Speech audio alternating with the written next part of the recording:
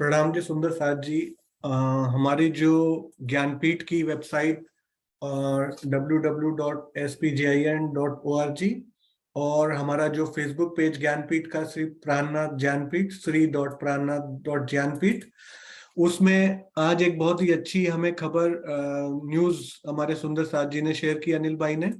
तो वो मैं आपके साथ शेयर करना चाहूंगा कि श्री प्राणनाथ ज्ञानपीठ वेबसाइट पर जितना भी साहित्य अवेलेबल है और जो कि हमने अपनी गूगल ड्राइव पे भी शेयर किया हुआ है सब सुंदर साथ के साथ, उसके बारे में जो एक ऑर्गेनाइजेशन है उन्होंने उसको एक्नॉलेज किया है, उसको माना है कि आज तक इतना बड़ा साहित्य इतनी कम समय में किसी एक संस्थान से प्रकाशित हुआ हो, इतनी भाषाओं में प्रकाशित हुआ हो, और उसके साथ साथ जो तकनीकी उसमें एडवांसमेंट होते जा रहे हैं और उत्तर उत्तर प्रगति होती जा रही है।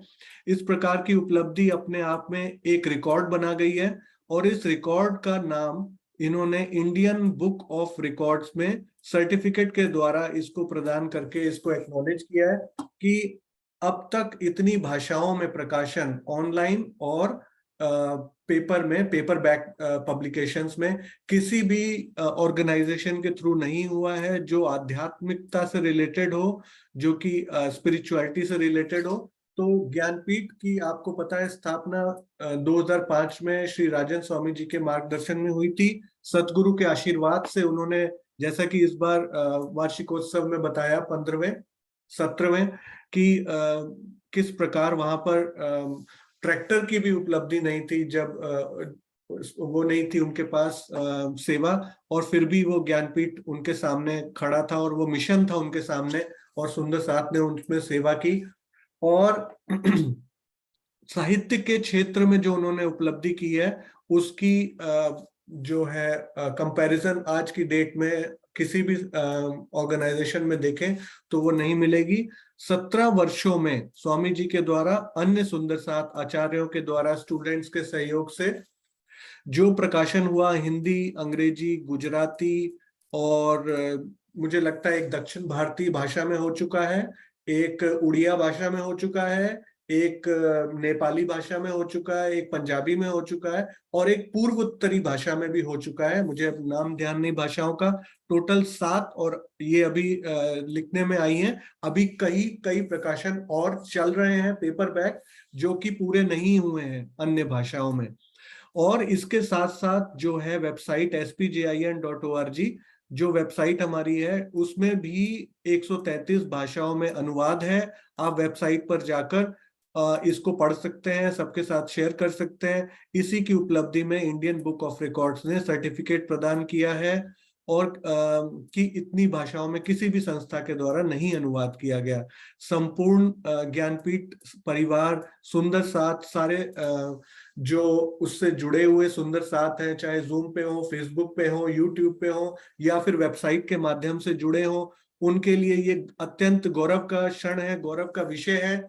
और ये एक अपॉर्चुनिटी है कि अगर आप इस सेवा में सम्मिलित होना चाहते हैं तो आप भी आगे बढ़कर आ सकते हैं और किसी भी प्रकार की सेवा में आप ज्ञानपीठ में भी आकर चार चांद लगा सकते हैं और वाणी के प्रचार प्रसार में अपना योगदान दे सकते हैं।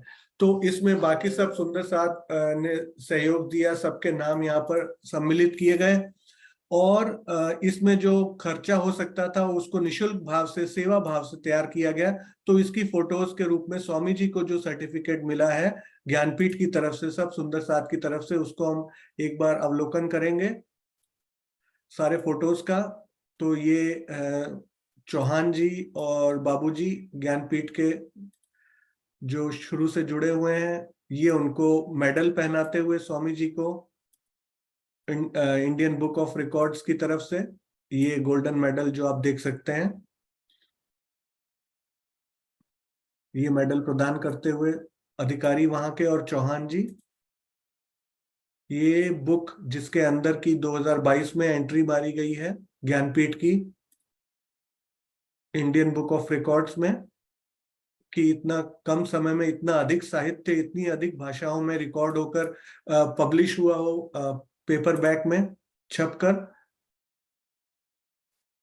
किसी भी एक सुंदर साथ के द्वारा इतना कम समय में इतनी बड़ी उपलब्धि होना, ये अपने आप में एक रिकॉर्ड है। और इसकी पूरी जो है राइटिंग में यहाँ पर उन्होंने लिख कर दिया है इंग्लिश में। ये सारे ज्ञानपीठ से जुड़े सुंदर साथ और सेवादार, छात्र, आचार्य गण सब यहाँ पर इस फोटो में स्वामी जी के साथ। ये देखिए सर्टिफिकेट, और ये बुक के अंदर जिनमें नाम की एंट्री की गई है, ये मेडल, और एक मेडल स्वामी जी को मिला है, और ये उनके अधिकारी और आशीर्वाद ले रहे हैं। ये श्रेयस जी, और श्रेयस जी के साथ उनकी फैमिली में प्रियंका जी, जिन्होंने बहुत ही, दोनों ने मिलकर, फैमिली ने पूरी मिलकर जो सहयोग किया इसमें, अचीवमेंट है वो अपने आप में। श्रेयस जी का बड़ा ही योगदान रहा है इस पूरी सेवा में, और उन्होंने इसको आगे लीड लेकर इसको क्रियान्वित किया है। और यहाँ पे अन्य सुंदर साथ जिन्होंने बीच बीच में अपना सहयोग दिया, अपना गाइडेंस दिया। अशोक जी पुकार जी, जिन्होंने टेक्निकल सेवाएं उपलब्ध कराई। और उसके अलावा स्वामी जी कितने प्रफुल्लित मुद्रा में उस अचीवमेंट को सबके साथ शेयर करते हुए, जो ज्ञानपीठ के लिए अत्यंत गौरव और हर्ष का विषय है। ये देखिए रिकॉर्ड, जो मेडल है उसकी फोटो यहाँ पर दी गई है, और ये उसी का वर्डिंग जो हमने अभी देखा मेडल सर्टिफिकेट के ऊपर लिखा हुआ, वो वर्डिंग यहाँ पर। स्वामी जी ने जो स्पीच दी वो अब हम नेक्स्ट सुनेंगे। और ये वो बैच है अचीवमेंट का, कि फीट अचीव्ड, यानी वो अपने आप में एक रिकॉर्ड उपलब्धि है, उसको अचीव किया गया। तो ये वीडियो में स्वामी जी ने क्या बोला वो भी अब हम सुनते हैं।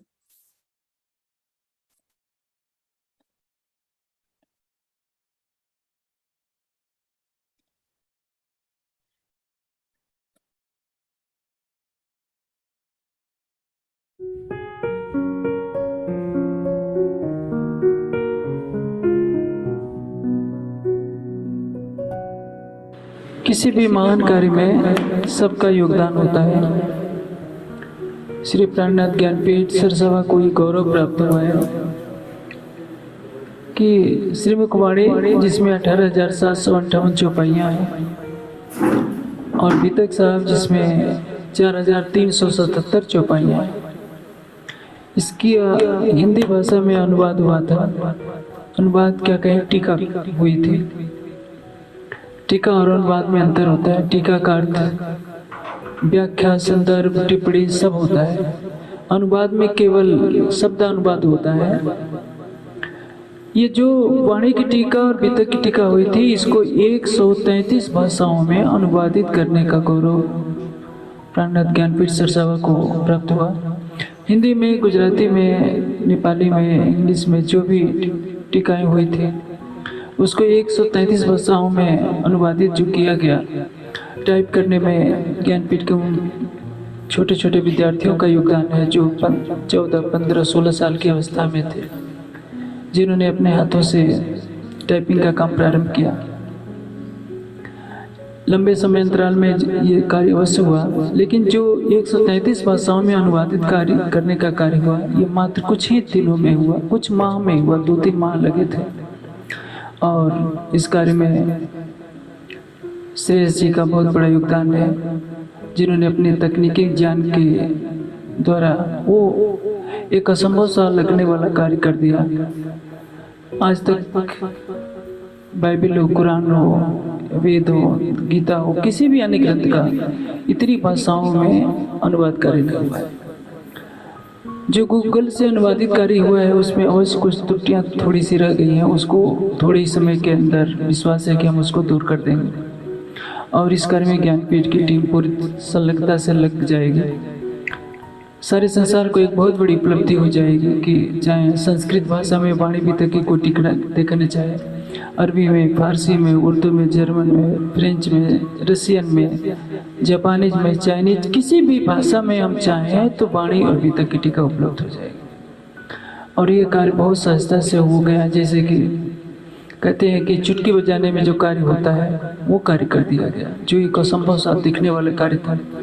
आज से 50 वर्ष पहले ये सोचा भी नहीं जाता था कि वाणी की टीका हिंदी में हो पाएगी। अब हिंदी का 133 भाषाओं में हम गर्व के साथ कह सकते हैं कि हमारी वाणी की टीका 133 भाषाओं में उपलब्ध है। इस कार्य में जिन जिन विद्यार्थियों ने जो आजीविका बन चुके हैं, अशोक जी हैं, सस्तानंद है, राजकुमार है, पवन है और शैलेश है, कनिश्वर है, नीरज है, सभी विद्यार्थियों का योगदान रहा है। Professor A V Ramchandra ji ने किस तरह से अंग्रेजी भाषा में अनुवादित किया, गुजरात के सुंदर साथ ने गुजराती भाषा में अनुवाद किया, प्रेम जी चंद्र जी ने नेपाली भाषा में अनुवाद किया, सबका योगदान है और सबके टीम वर्क से एक महान कार्य संपादित हुआ है। मैं राज्य से प्रार्थना करता हूँ कि सबके ऊपर कृपा की वर्षा बनाए रखे, ताकि अभी तो ये एक सीढ़ी है, लक्ष्य नहीं है। हमारा लक्ष्य तो बहुत ऊंचा है, जो आने वाले समय में संसार को पता चल जाएगा। प्रणाम जी। Join you.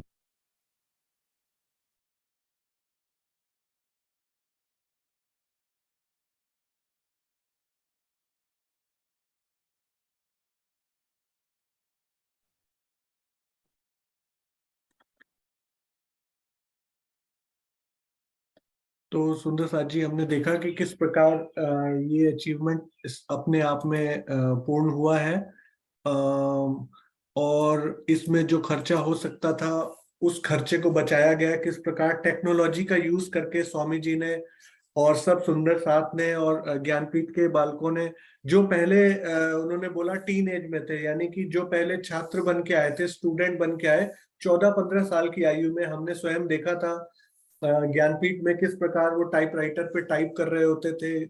जब ये टीकाएं जो आज हमारे सामने इतनी इजीली, हम अभी सरकार श्री के 50वें उस पे गए थे, फंक्शन पे, वार्षिकोत्सव पे।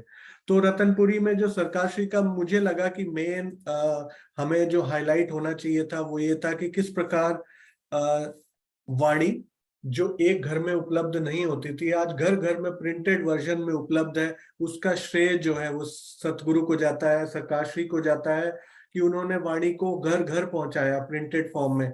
और आज आपके सामने, जैसे कि मैं अभी एक रास का टीका दिखाऊंगा, तो वो रास का टीका हो, चाहे रास से लेकर क़यामतनामा तक का टीका हो, और फिर उसको प्रेजेंट फॉर्मेट में, इस प्रेजेंटेबल फॉर्मेट में करना कि उसमें सारी चौपाइयां और सारे प्रकरण आपको लेफ्ट साइड में दिख रहे हैं। उसके अलावा सारी बुक्स ऑनलाइन जो आपको दिख रही हैं इधर, एक से एक किताबें सारी ऑनलाइन अवेलेबल है। पूरा रास का टीका अवेलेबल है। रास से क़यामतनामा तक 14 ग्रंथ उपलब्ध है। आजकल हम बीतक का श्रवण कर रहे हैं, तो अभी मैं बीतक ही खोल के पढ़ रहा था। तो बीतक का टीका जो सबसे 4400 कुछ चौपाइयों का बीतक का टीका भी किया गया, वो भी टाइप करते हुए हमने देखा है। सुंदर साथ जो बच्चे थे टाइप करते थे और रात रात लगे रहते थे। स्वामी जी की तरफ से सिर्फ एक डेट दी जाती थी और बच्चों को पता होता था कि स्वामी जी जब खुद इतना कार्य कर सकते हैं रात रात बैठ के, तो हमसे भी वो एक्सपेक्ट करेंगे और हमें करके दिखाना है। और वो होता गया। और वो जो पहले एक सतगुरु के द्वारा हुआ, दूसरे सतगुरु के द्वारा हुआ, तो ये साक्षात हम देख रहे हैं आज। ये सर्च चौपाई के द्वारा वेबसाइट पर भी हम देखें तो ये सारी वाणी हम खुद सर्च कर सकते हैं, कोई एक चौपाई अवेलेबल हो। और अब ट्रांसलेट भी हो गई है 133 भाषाओं में। जो भी चौपाई आपके सामने आएगी, अगर आपने सर्च किया कोई भी चौपाई को, तो वो आपके सामने जब आएगी उसको आप कई कई भाषाओं में भी पढ़ सकते हैं। और इसी का बेटर वर्जन करने की ओर अभी नेक्स्ट प्रयास चलेगा। इसको धीरे धीरे सुधार किया जाएगा चौपाइयों में और ट्रांसलेशन में। हो सकता है कि ये एक ग्रंथ से लेकर अब ये सारे ग्रंथों में किया जाए। और धीरे धीरे ज्ञानपीठ का जो विजन है कि अब तक 100 अगर ग्रंथ उपलब्ध हैं तो 100 के 100 अवेलेबल हो जाए, जो कि 133 भाषाओं में हो, वो भी शायद राज्य करें, वो पूर्ण हो जाए। तो चलिए सुंदर साथ जी, अब हम इस सब समाचार के बाद जो हमारे लिए बहुत ही हर्ष का विषय है आज के दिन, जो अनाउंसमेंट्स हुई हैं, हम थोड़ा सा तारतम वाणी के उस पीडीएफ की तरफ चलते हैं जो कि हमने स्टार्ट किया था। किस प्रकार हमने 14 अंगों से श्री राज जी के जो वांग्मय कलेवर था, हमारा वांग्मय स्वरूप, तारतम वाणी को कंपेयर किया था। और एक बहुत अच्छा पीडीएफ जो हमारे सामने उपलब्ध हुआ था, जो सेवा करके सोनिया जी ने बनाया था, उसमें हमने बहुत अच्छे से देखा था कि कौन सा ग्रंथ का, ये पुराना है थोड़ा, तो नया वर्जन आ गया इसका, तो कौन सा ग्रंथ कहाँ पर अवतरित होता है और कौन सा जो है अंग उस ग्रंथ से हम कंपेयर कर सकते हैं। उसी की कंटिन्यूएशन में जो पीडीएफ बना था उसको क्विकली हम थोड़ी देर पढ़ेंगे और फिर आज की मीटिंग को विराम देंगे। तो आज हम ये देखना चाहेंगे कि ये तो हमने जो वेबसाइट से डेटा लिया था उसका भी मैं आपको एक बार दर्शन करा दूं कि वो एक्चुअली में थोड़ा सा अभी इनर जाके हो गया है। तो जैसे हम वेबसाइट खोलते हैं, वेबसाइट खोलने पर अगर हमें तारतम वाणी ढूंढनी है तो वहां सामने अवेलेबल नहीं है, थोड़ी सी हिडन है, इसको सामने करने का मैं फीडबैक दूंगा। तो बुक्स में जाके यहाँ तारतम वाणी है, तो यहाँ तारतम वाणी जो मेन है वो तारतम वाणी बुक्स के अंदर में जाकर है, और इसके अंदर में जाकर फिर उन्होंने जो हमने पढ़ा अभी तारतम वाणी का, उस दिन वेबसाइट नहीं चल रही थी जब मैंने लास्ट टाइम किया था, तो यहाँ पे जो वाणी के सम्मिलित 14 ग्रंथ थे और उनका जो प्राणनाथ जी का वांग्मय स्वरूप है जो कि इस वाणी में था, उस चौपाइयों को हमने पढ़ा था गोपाल दास जी की, परमहंस महाराज जी, परमहंस जो हमारे सुंदर साथ हैं गोपाल मणि जी। तो इसमें प्रेम सखी जो है गोपाल मणि जी, उन्होंने इसको एक अपने हिसाब से संध्या आरती के रूप में प्रस्तुत किया, और उसको हमने देखा किस प्रकार वो घटित होती है। हर एक जो वाणी की ग्रंथ है वो वांग्मय कलेवर स्वरूप के रूप में श्री जी के, उसी की कंटिन्यूएशन में आज हम इसी में जो टॉप में टॉपिक है तारतम वाणी क्या है, उसकी विशेषता क्या है, उसके विषय में पढ़ेंगे। तो सुंदर साथ जी, आप अगर एक बार अनम्यूट कर सकें तो आप बताइए, और फिर हम इसको थोड़ा सा पढ़कर उसका थोड़ा सा मंथन करेंगे और फिर आज की क्लास को यहाँ पे विराम देंगे शॉर्ट में। तो सब सुंदर साथ अवेलेबल हैं, तो मैं किसी को अनम्यूट कर सकता हूँ, तो बताइए कौन अवेलेबल है और बोलना चाहेंगे। हीला पटेल जी, आप अवेलेबल हैं बोलने के लिए? यस। हाँ जी। या तो आप, हाँ जी, आप ये हिंदी पढ़िए, इसमें थोड़ा सा हम आगे डिस्कस करेंगे, शॉर्ट में ब्रीफली डिस्कस करेंगे, और फिर हम इसको आगे ले जाएंगे कि तारतम वाणी की महिमा क्या है। हाँ जी, पढ़िए। या वाणी के कारणे कई गले हेम, या वाणी के कारणे कई लेवे अनसन्नेम। मामत कहे सुनी साथ, देखो खोल बाणी प्राणनाथ। धनी लाए धाम से वचन, जिनसे न्यारे न होए चरण। तारतम बिल्कुल। वाणी परिचय, एक परिचय। हाँ जी, इसके बारे में एक लाइन बोल दीजिए, कुछ भी जो आपको समझ आया कि वाणी की महिमा क्या है, इस वाणी में। हाँ जी। आ वाणी के कारणे कई कई व्यक्तियों ने हम्म। पहाड़ों में जाकर। अंस अनसंदेह लिया, पहाड़ों में जाकर शरीर को हम्म। गलाया। बिल्कुल। कई कईयों ने भैरव जम पाया, ऐसा कोई चौपाई है। बिल्कुल। हाँ जी। या बिल्कुल। और इस वाणी में हमें क्या मिलता है? माँ मत कहे सुनो साथ, देख खोल वाणी प्राणनाथ। मामाती जी कहते हैं कि देखो सुंदर साथ जी, वाणी खोल के देखो। धनी लाए धाम से वचन, तो धनी धाम से वचन लाए हैं सुंदर साथ के कारण, जिनसे न्यारे न होए चरण। जिनसे न्यारे न होए चरण, तो राज्य के चरण से कोई है ही नहीं। बिल्कुल। धाम से धनी अगर, वचन लाए हैं, हमारे लिए लाए हैं वचन। बिल्कुल, तो राजी साक्षात इसी में है उनके, पूरे हम नख हम्म। से शिख तक इस वाणी में उनका स्वरूप देख सकते हैं, चरणों से लेकर उनके मुखार बिंद तक सारी शोभा हमें इस तारतम वाणी में मिल जाएगी, परम धाम की भी और युगल स्वरूप की भी। हाँ जी, नेक्स्ट। तारतम वाणी क्या है? हाँ जी, अब यहाँ से पढ़ते हैं कि तारतम वाणी है क्या। ये वेबसाइट, ये पूरी वेबसाइट का ही है। उस दिन अवेलेबल नहीं थी ऑनलाइन, तो मैंने कॉपी कर लिया था पहले ही। तो आज हम इधर से ही पढ़ लेते हैं वेबसाइट की बजाय। ओके जी। अक्षरातीत पार ब्रह्म अनेक खंड धाम व लीला का ज्ञान देने वाली यह ब्रह्मवाणी है। साक्षात अक्षरातीत से प्राणनाथ जी के मुखारविंद के अवतरित होने के कारण ऐसे श्री मुखवाणी स्वयं वेद ससंवेद कहते हैं।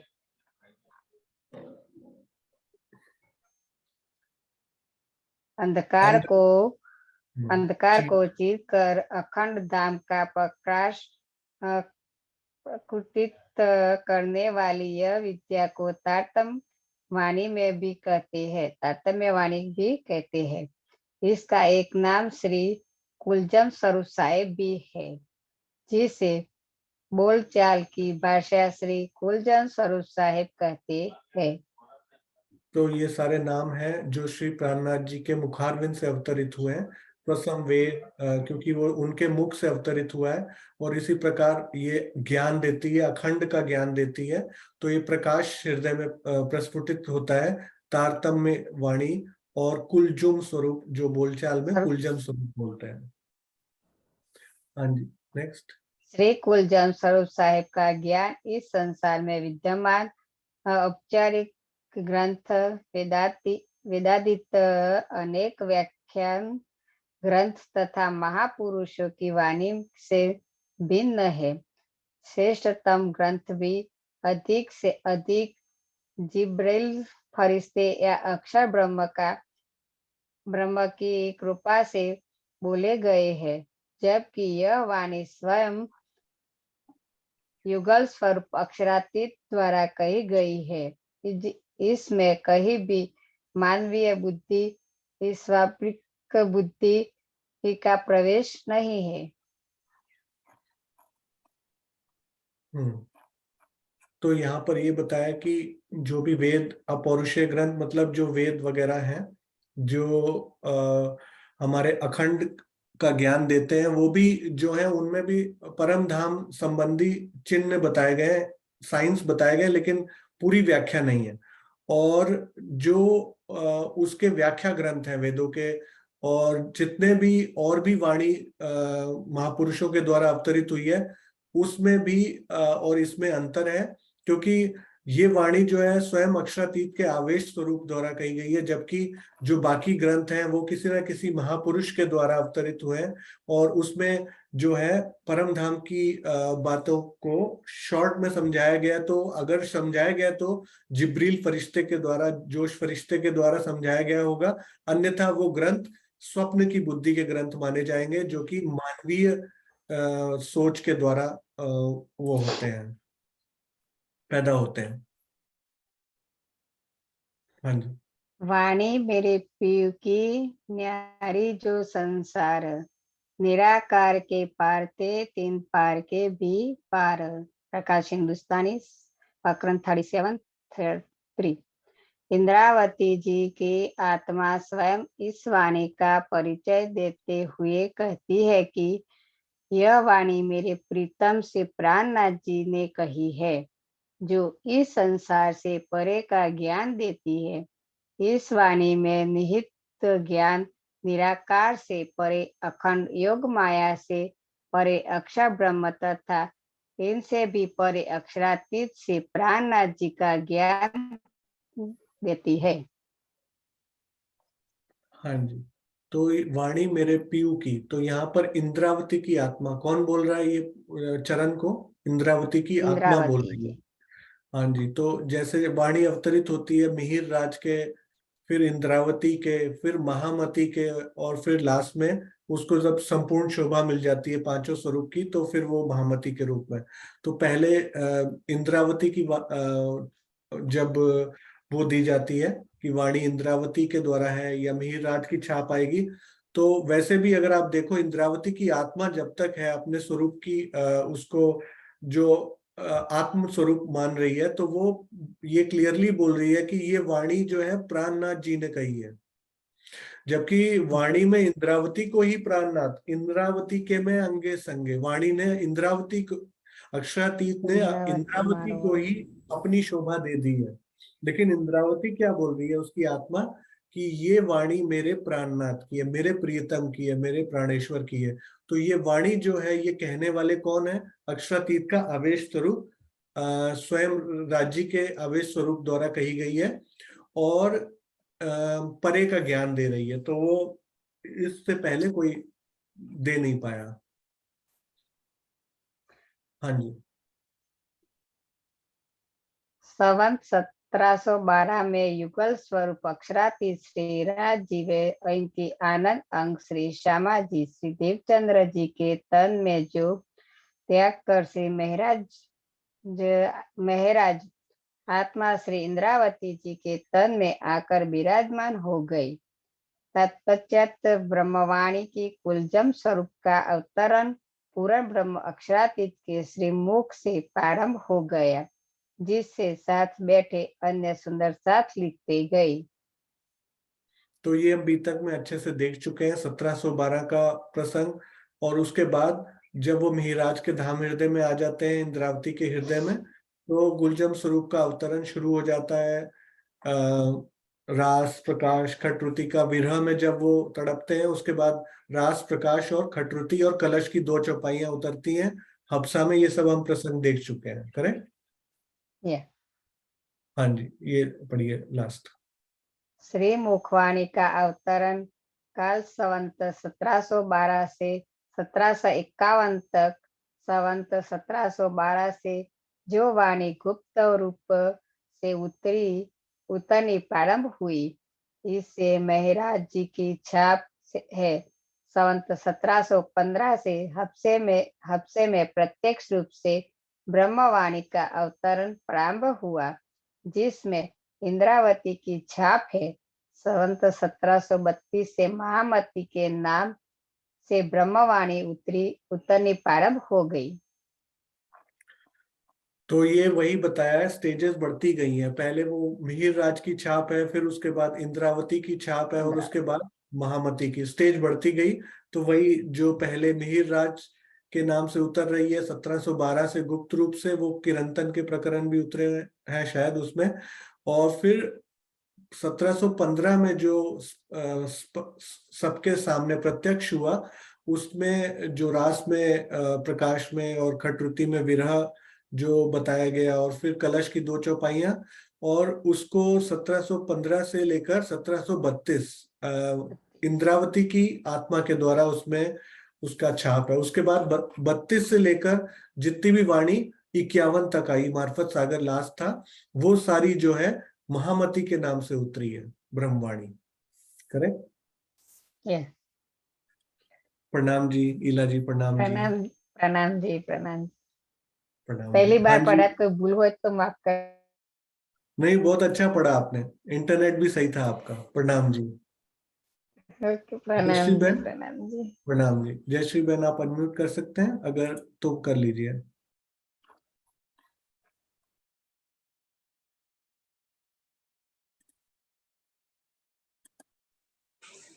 प्रणाम जी। प्रणाम जी। हाँ जी, पढ़िए आप यहाँ से श्री कुलजम स्वरूप। श्री कुलजम स्वरूप में कुल 14 ग्रंथ और 527 प्रकरण है और 18,758 चौपाइयां है। इस वाणी के प्रारंभिक 4 ग्रंथों रास, प्रकाश, खटरुति व कलश में हिंदू पक्ष का ज्ञान है, और सनंद खुलासा, मार्फत सागर व कयामत नामा में कतेब पक्ष का ज्ञान है, तथा खिलवत परिक्रमा, सागर, श्रृंगार व सिंधी में परम धाम का ज्ञान है। किरंतन ग्रंथ में ये जो 4 ग्रंथ हैं हमारे हिंदू पक्ष से, ये कहाँ पर उतरे? रास, प्रकाश, खटरुति और कलश, आपको थोड़ा सा याद है कहाँ पर उतरे? रास जामनगर हफ्सा में उतरे हैं, हाँ और जी। प्रकाश हफ्सा और दीप बंदर में, और खटरुति है वो भी हफ्सा में, और कलश है वो हफ्सा में, और दीप बंदर और सूरत में 2 चौपाई।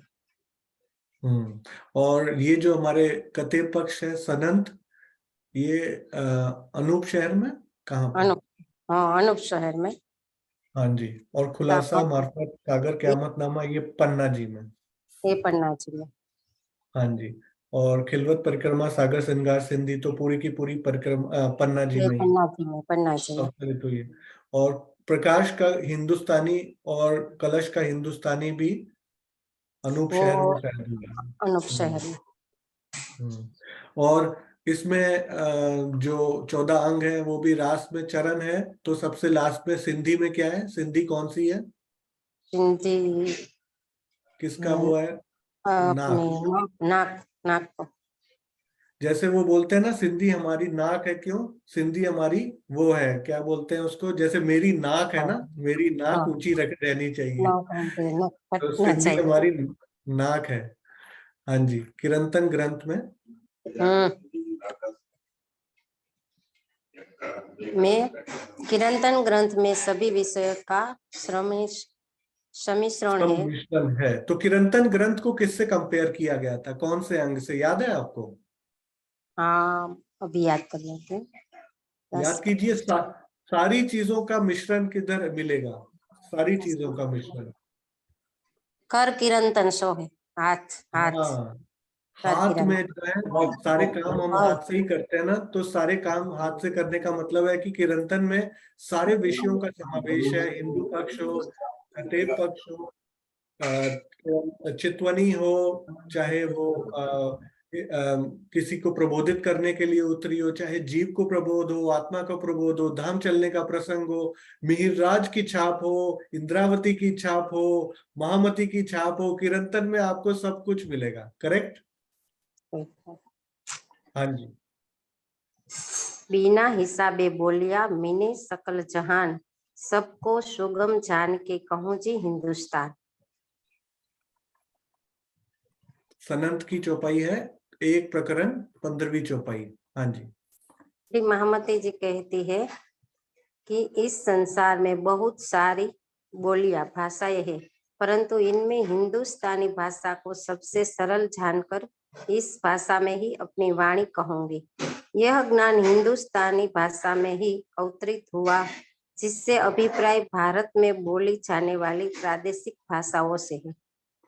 हाँ जी। तो इसमें यही बताया कि हिंदुस्तानी भाषा जो है वो वाणी की भाषा यूज की गई है, सरल भाषा है। तो जो जन प्रचलन में भाषाएं थी, गुजराती, हिंदी और सिंधी, उस टाइप की भाषाएं इसमें यूज है, वो सारी भाषाएं। हाँ जी।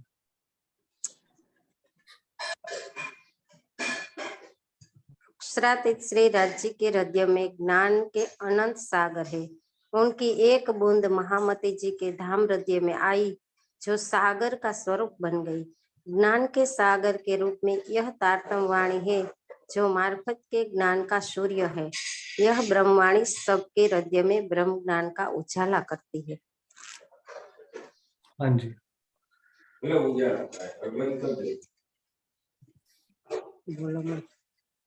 तो इसमें क्या बताया गया कि अक्षरातीत के हृदय में अनंत सागर है, ज्ञान के, प्रेम के, एकत्व के। उसकी एक बूंद उनके हृदय में आई और वो सागर बन गई। और ज्ञान के सागर के रूप में जो वाणी है वो मार्फत के ज्ञान का सूर्य है। यानी अब तक के जो ग्रंथ हैं वो शरीयत और तरीकत तक ही रह गए।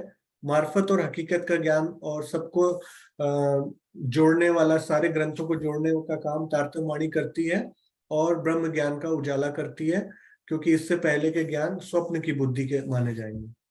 तो अगर हम यही चीज रास के भूमिका में देखें तो हर एक ग्रंथ में स्वामी जी ने सबसे पहले यही लिखा है कि जो ये टीका हो रहा है या जो भी उनके द्वारा हो रहा है काम, ये सारा जो है जो ब्रह्मवाणी की जो अमृतमयी बूंदे हैं, तो वो जो है जीव के लिए ब्रह्म साक्षात्कार और अखंड मुक्ति का द्वार खोलने के सामर्थ्य रखती हैं।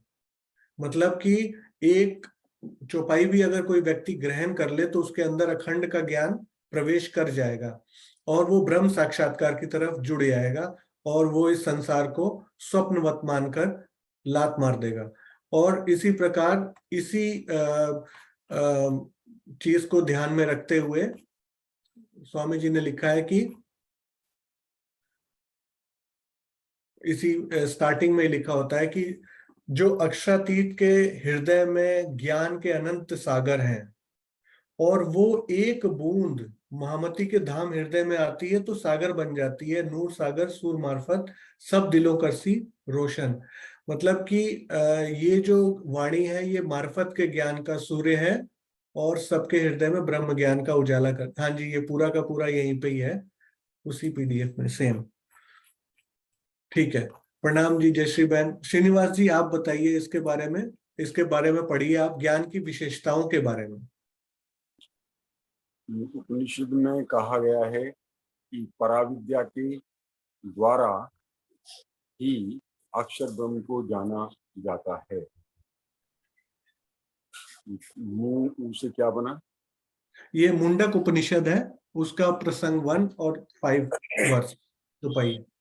मुंडक उपनिषद के अध्याय के 5वें श्लोक में कुरान में भी लिखा है कि इल्म लदुनी श्री कुलजम स्वरूप के आए बिना अर्थ अजीम परमधाम और अल्लाह ताला की राज अर्थात रहस्य कोई नहीं बता सकता। इसमें दो महत्वपूर्ण बातें आई हैं। एक तो ये कि पराविद्या के बारे में हमारी गीता में भी आया है, जो कहा था कि दो प्रकार की गीता है। जब अर्जुन ने कहा कि वो ये कुरुक्षेत्र के युद्ध में जब मैं अपने स्वजनी को ही मार दूंगा तो मुझे तो नरक कुंड अपने आप ही मिल जाएगा, मुझे मेरी मुक्ति कैसे होगी। तब उन्होंने कहा था कि दो विद्या हैं, एक अपरा है एक परा है। तो अपरा विद्या के तो चारों वेद 6 7 18 प्राण 108 उपनिषद जो है तो इसमें आते हैं अपरा में। और जो परा विद्या है तो इसके लिए कहा उन्होंने कि ये जागृत का ज्ञान है और ये जो है कलयुग में ही आएगा, 28वें कलयुग में। और जब ये आएगा तभी ही जीव की मुक्ति संभव है, पराविद्या के द्वारा ही।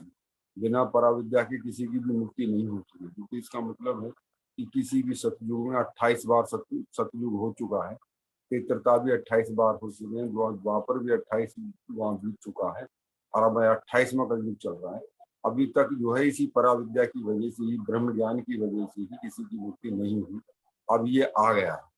तो उधर हमारे ही कुरान में भी ये बात कही गई है कि इल्म लदुन्नी जो है यानी खुदाई इल्म, रवानी जिसको बोलते, तो वो जब तक वो नहीं आ जाती तो अर्थ अजीम अर्थात परमधाम और अल्लाह ताला यानी पूर्णम परमात्मा का जो स्वरूप है और उनका जो धाम है, उनका नाम है, इन चीजों के बारे में कोई भी बता नहीं सकता, तो डेफिनेट नहीं कह सकता। सबने जो कुछ भी कुछ कहा है वो सब अटकल से बोला है आज तक जो है। तो ये ब्रह्म ज्ञान है, ये इसी के लिए ही हम संसार के सारे ग्रंथों में इस ब्रह्म ज्ञान के बारे में ही लिखा गया है। इसको कुलजम स्वरूप भी कहा गया है। ये कुलजम शब्द जो है तो अरबी भाषा का ही, लेकिन इसमें ये लिखा है जहाँ वर्णन आया है कि दरियाई कुलजम इस संसार में आया, इसको दरियाई कुलजम करके लिखा है। जो लोग इसमें बसर जो है आदम की औलाद इसमें इसको गोते लगाएगी इस सागर में, समुद्र में, वो पुनः भविष्यों में आ जाएगी।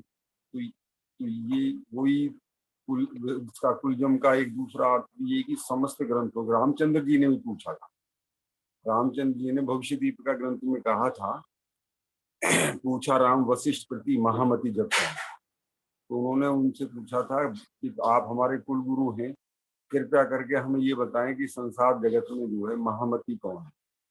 तो तब वशिष्ठ जी ने कहा था कि सुनो वचन रघुवीर, तो ये हंसों की महिमा प्रबल क्षीर भिन्न करेंगे कि कलयुग के अंदर जो है महामती आएंगे तो सब मत सार निकालें लखी महामतिन। यही रामचंद्र से कहा था कि जब वो आएंगे महामती तो संसार के जितने भी ग्रंथ हैं उनके अंदर जो सार है उनका जो उनके अंदर महत्वपूर्ण बात है, सार की बातें हैं, सार का भी सार है, उस सबको इकट्ठा करके जो है एक ग्रंथ के अंदर सबका एकीकरण करेंगे कि सारे ग्रंथ एक की तरफ इशारा कर रहे हैं, वो एक ही बात को बता रहे हैं, परमात्मा एक है।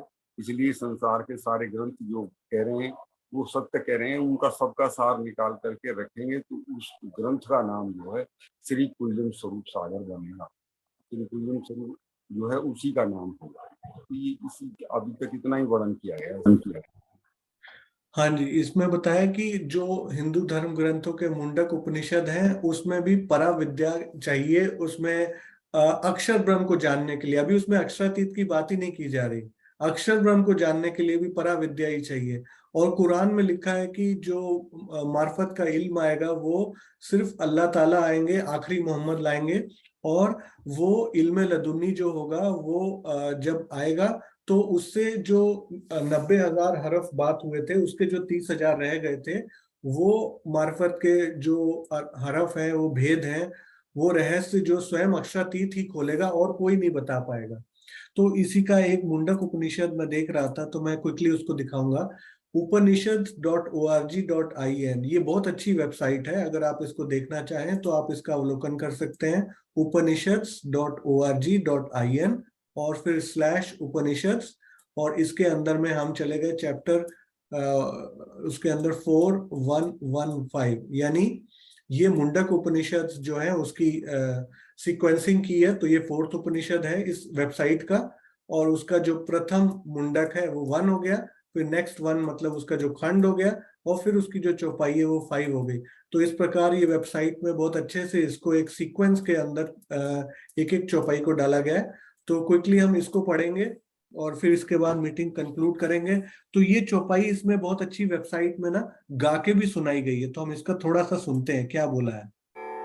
तत्र परा ऋग्वेदो यजुर्वेदः सामवेदो अथर्ववेदः शिक्षाकल्पो व्याकरणं निरुक्तं छन्दो ज्योतिषम् इति अथ परायया तदक्षरम् अधिगम्यते। तो इसका मीनिंग, अब ये इसकी ट्रांसलिटरेशन मतलब इंग्लिश में उसको लिखा गया, फिर इसका जो हिंदी में उसका अन्वय किया गया, मतलब कि उसको विच्छेद करके बताया गया। जिस प्रकार ज्योतिषम इति है वो ऊपर अलग वर्ड था, फिर उसका इंग्लिश में मीनिंग बताया गया है कि, और उसमें हिंदी का भी मीनिंग बताया गया है। तो उसमें जो हिंदी में इन्होंने ट्रांसलेशन किया है इसका, और नीचे ग्लॉसरी भी प्रोवाइड की है एक एक वर्ड को अगर आप देखना चाहो उसके बारे में। तो उसमें लिखा है कि ऋग्वेद, यजुर्वेद, सामवेद, अथर्ववेद, शिक्षा, कल्प, ये सारे वेद, यानी ये जो अभी हम बात कर रहे थे ना हमारे इधर पीडीएफ में, ये सारे कौन से ग्रंथ हुए? ये सारे जो वेद अभी बोला ना हमारे, ये सारे वेद हुए हमारे अपौरुषेय ग्रंथ। तो अपौरुषेय ग्रंथ में और वाणी में क्या अंतर हुआ, वो यहाँ पे क्लियर स्पष्ट किया था कि अपौरुषेय ग्रंथ जो है वो यदा कदा उसमें अधिक से अधिक जिब्रील जोश का योगदान रहा होगा, लेकिन जो वाणी है वो साक्षात अक्षरातीत के आवेश स्वरूप से अवतरित हुई है। तो इन दोनों में यही डिफरेंस है, जो इन्होंने भी इधर मुंडक उपनिषद में भी यही बात बोली है कि जो अपरा विद्या है वही इस वाणी को कह सकती है, और उसके द्वारा अक्षर ब्रह्म को जाना जाएगा। अभी अक्षरातीत की तो बात ही नहीं कर रहे हैं यहाँ पर। तो अथर्ववेद, शिक्षा, कल्प, व्याकरण, निरुक्त, छंद तथा ज्योतिष, ये सारे जो अपरा वेद का ज्ञान है। परा विद्या वह है जिससे अक्षर तत्व का ज्ञान होता है। इंग्लिश में बोलेंगे तो of which the lower the Rig Veda and the Yajur, Sama and Atharvaveda chanting, ritual, grammar, etymological interpretation and prosody and astronomy, and then higher by which we are know the immutable, यानी अक्षर मतलब अक्षर, जिसका क्षर ना हो, जिसका नाश ना हो, immutable जिसका म्यूटेशन ना हो, जिसकी नाश ना हो, वो अक्षर तत्व का ज्ञान ये अपरा विद्या के द्वारा, जैसा कि इस में हमने देखा वो इसमें दिया गया है। परा विद्या के द्वारा ही उसको जाना जा सकता है। और दूसरी चीज जो अभी हम इसके बारे में पढ़ रहे थे कुलजम स्वरूप के बारे में, कि कुलजुम और बोलचाल की भाषा में, तो पहले भी हम ये बात देख चुके हैं कि कुलजुम का अर्थ क्या होता है। तो कुलजुम जो है वो अरब, मिस्र और अफ्रीका के मध्य स्थित वो समुद्र है जो बहुत गहरा है, गंभीर है, उसकी नाप नहीं मापी जा सकती, लेकिन कहने को है, और लाल रंग का है। तो मतलब हमारी कुलजू वाणी जो है उसके जो भेद हैं वो इतने गहरे हैं कि वो इल्म लदुन्नी के बिना खुल नहीं सकते। और दूसरा, उसमें लाल जो प्रेम का रंग है उसको कुलजम लेते हुए कुलजुम स्वरूप कहा गया है। तो हम इस प्रकार इसका तारतम्यवाणी का ये फिर हम नेक्स्ट अपना सेशन में इसको कंटिन्यू करेंगे। आज की मीटिंग हम यही समाप्त करते हैं। आप सब सुंदर साथ के चरणों में कोटि कोटि प्रणाम। सुंदर साथ जी प्रणाम जी, प्रणाम जी।